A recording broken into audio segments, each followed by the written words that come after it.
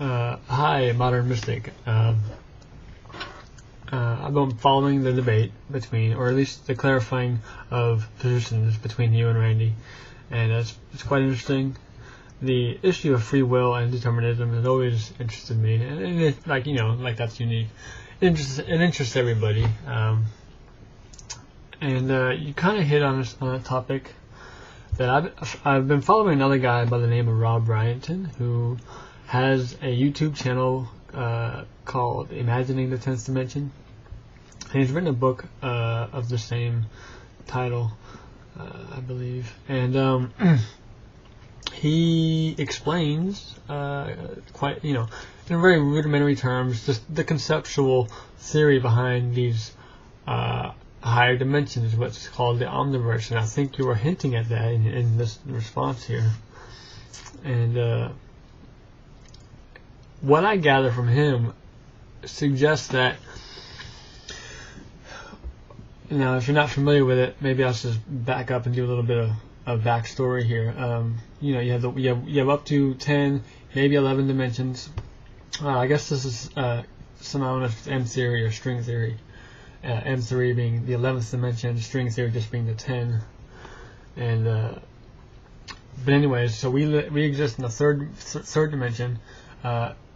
I guess Rob, and even I think this idea goes back to Einstein and his little cohorts, that ourselves are not rooted in the third dimension.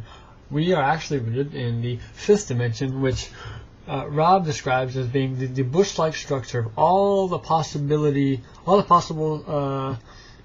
routes or paths that our decision-making might take in the future, and that what influences us here in this third dimension can sometimes be these other little,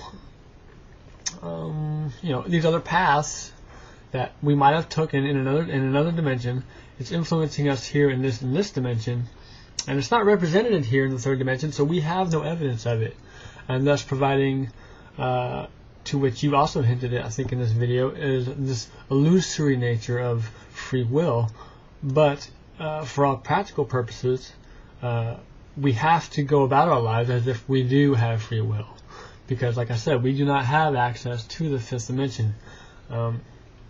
Now, maybe I'm interpreting all this wrong. I've been following it, his little regular video blogs for, I guess, like 6 months or so, and I'm a long way from ever understanding the mathematics of it. Like I said, he offers just a conceptual explanation, so maybe if you're not familiar, check it out. I think you might find it quite enlightening, and I enjoy your video. Take care.